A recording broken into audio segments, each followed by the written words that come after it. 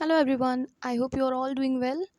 सो आज हम स्टार्ट करने वाले हैं आपका ज्योग्राफी चैप्टर 2 क्लास 10th। तो इस चैप्टर का ऑलरेडी मैं एक लेक्चर ले चुकी हूँ जिसमें कि हमने की थी terminologies of this chapter. Means इस चैप्टर के अंदर जितनी भी आपकी टर्म्स यूज़ होंगी उनको हमने फर्स्ट लेक्चर में कवर किया था। अब हम आपका चैप्टर स्टार्ट करने वाले हैं, ठीक है।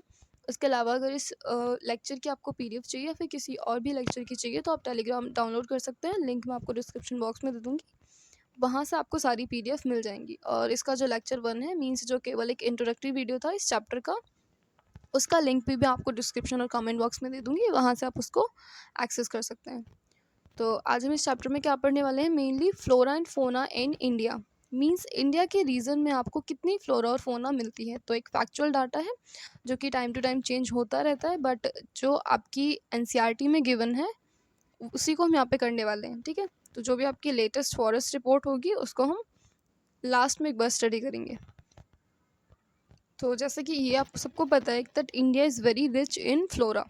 इंडिया में फ्लोरा बहुत ज़्यादा कह सकते हो क्वांटिटी में मिलता है। It is about 47,000 plant species. मतलब प्लांट्स की टोटल जो स्पीसीज अभी तक रिकॉर्डेड है वो है आपकी 47,000।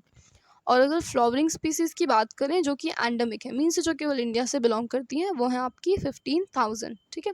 देखिए 15,000 स्पीसीज़ आपकी प्लांट्स की ऐसी हैं कि जो केवल और केवल इंडिया में ही मिलती हैं, मीन्स जो आपकी इंडिजीनियस है, एंडेमिक है। और बाकी जो ऑल ओवर वर्ल्ड में भी आपको मिल जाती हैं अलग अलग जगह पे, वो है आपकी total 47,000। Next, India is also rich in its फोना। तो इंडिया में फोना भी काफ़ी ज़्यादा अच्छी मात्रा में मिल जाता है। It is more than 81,000 of animal species. Means animal species का जो रिकॉर्डेड डाटा है वो है आपका 81,000, ठीक है। उसके अलावा the country has more than 1,200 species of birds. Birds की 1,200 स्पीसीज यहाँ पे मिलती हैं। और अगर हम स्पीसीज ऑफ फिश की बात करें तो वो है आपकी 2,500 and more than 2,500 species of insect. तो ये केवल एक फैक्चुअल डाटा था कि आपके इंडिया के अंदर बर्ड, इंसेक्ट्स, फिश, ये सारे कितने रिकॉर्डेड हैं अभी तक, फ्लोरा फोना, ठीक है। तो केवल फैक्चुअल चीज़ें हैं जो आपको एमसीक्यू में हेल्प कर सकती हैं, या फिर जब आप थ्योरेटिकल क्वेश्चंस लिखेंगे तो वहाँ पे भी आप ये डाटा इंक्लूड कर सकते हैं। उसके अलावा endangered species in India which are critical condition या which are in critical conditions. मतलब अब हम वो देखने वाले हैं जो आपकी स्पीसीज अब खतरे में है, ठीक है। या आप कह सकते हो जिनकी लाइफ को एक थ्रेट है, मतलब जिनकी लाइफ को एक खतरा है।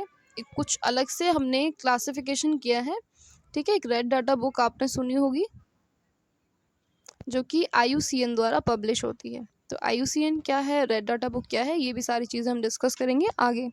बट अभी हम यहाँ पे देखेंगे कौन सी आपकी एंडेंजर्ड स्पीसीज़ हैं। तो इसमें आता है आपका चीता, pink headed duck, mountain quail, forest spotted owlet and plant like Madhuca, insignis and Hubbardia, heptaneuron. ये जो होती है एक टाइप की ग्रास होती है, ठीक है। तो ये सारे नेम आपको याद नहीं रखने हैं, कोई भी 2 या 3 आप लिख सकते हैं, मीन्स याद रख सकते हैं अपने एग्जाम में एज ए एग्जाम्पल लिखने के लिए, ठीक है। तो कोई भी 2-3 जो आपको याद हो जाए वो आप लिख सकते हो। अब हम देख लेते हैं species facing the threat of extinction. देखिए मतलब कौन सी वो स्पीसीज हैं जो कि एकदम विलुप्त होने की कगार पे हैं, या जिनका जो नंबर है हो सकता है आने वाले टाइम में या तो बहुत ज़्यादा डिक्रीज हो जाए या फिर नहीं देखने को बिल्कुल नहीं मिले। तो मैमल की स्पीसीज भी काफ़ी सारी यहाँ पे एक्सटिन में जा रही हैं, मीन्स जिनको थ्रेट ऑफ एक्सटिंक्शन है। उसके अलावा बर्ड्स की बात करें तो 44 है। ये मैं डाटा यहाँ पे लिखना भूल गई हूँ, स्पीसीज ऑफ मैमल कितनी यहाँ पे एक्सटेंशन की वर्ज पे हैं, ये मैं आपको नेक्स्ट लेक्चर में बता दूंगी, ठीक है। उसके अलावा बर्ड्स की 44 है और रेप्टाइल्स की 15 है, एम्फियंस की 3 हैं केवल। तो ये वाला डाटा इतना ज़्यादा नहीं पूछा जाता है, बट फिर भी आप आंसर राइटिंग में इंक्लूड कर सकते हैं, इसलिए आप इसको पढ़ सकते हैं। अब है आपका मोस्ट इम्पॉर्टेंट टॉपिक जो कि है IUCN, ठीक है।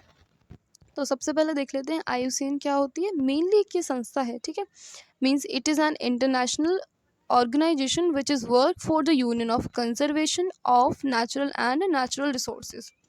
देखिए IUCN जो संस्था है वो मेनली आपकी क्या करती है, नेचर और नेचुरल रिसोर्सेज को बचाने के लिए काम करती है, ठीक है। उनके लिए कुछ ये रूल्स, आप कह सकते हो स्कीम, सारी चीज़ें टाइम टू टाइम इम्प्लीमेंट करती रहती है जिससे कि नेचर को बचाया जा सके और नेचुरल रिसोर्सेज को बचाया जा सके। तो इन्होंने ये क्लासिफिकेशन ऑफ स्पीसीज़ किया है जिसमें हम सारी स्पीसीज़ को या सारी इन कैटेगरीज़ को वन बाय वन पढ़ने वाले हैं, क्योंकि इन पे इंडिविजुअल क्वेश्चंस भी आते हैं। तो एक-एक करके हम इनको देखेंगे। उसके बाद आईयूसीएन के बारे में अलग से भी क्वेश्चन आ सकता है, तो उसको भी हम देखेंगे, ठीक है।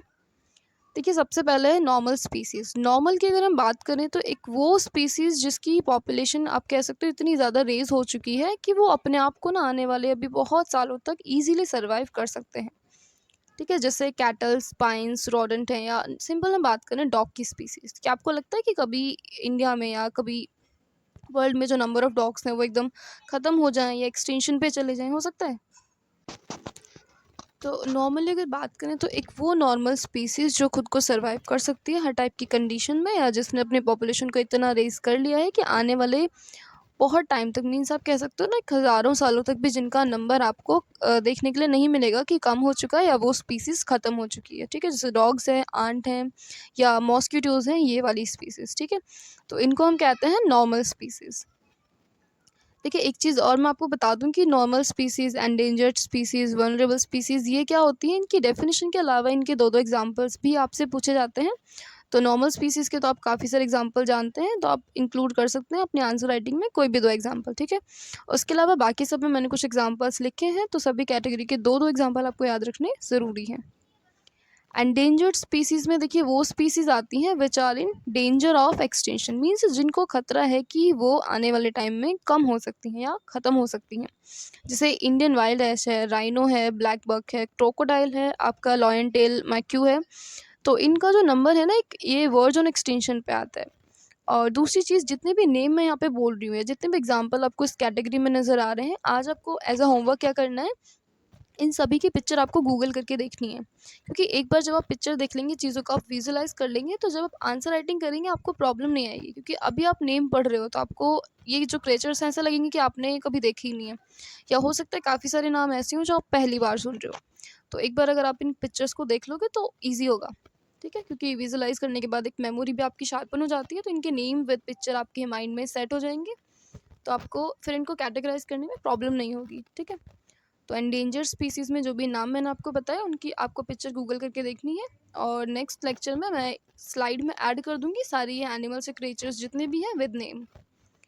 अब हम देख लेते हैं वनरेबल। तो देखिए, सारी जो ये कैटेगरीज है ना, ये काफ़ी हद तक सिमिलर है, मीन्स एक बहुत माइनर सा डिफरेंस है सबके अंदर।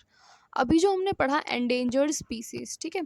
वनरेबल में क्या होता है, वो स्पीसीज़ आती हैं कि जिनका जो डाटा है, जिनका जो रिकॉर्डेड डाटा है, उसके बेसिस पे लगता है कि ये वनरेबल स्पीसीज से एंडेंजर्ड की तरफ जा सकती हैं आने वाले टाइम में, अगर इनको अभी बचाया नहीं गया या इनके कंजर्वेशन के लिए प्रोग्राम्स इम्प्लीमेंट नहीं किए गए। तो जैसे कि आपकी ब्लू शीप है, एशियाटिक एलिफेंट है, गैंगेटिक डॉल्फिन है, जिनका जो नंबर है आपका 2 या 3 ही रह गया है आई थिंक।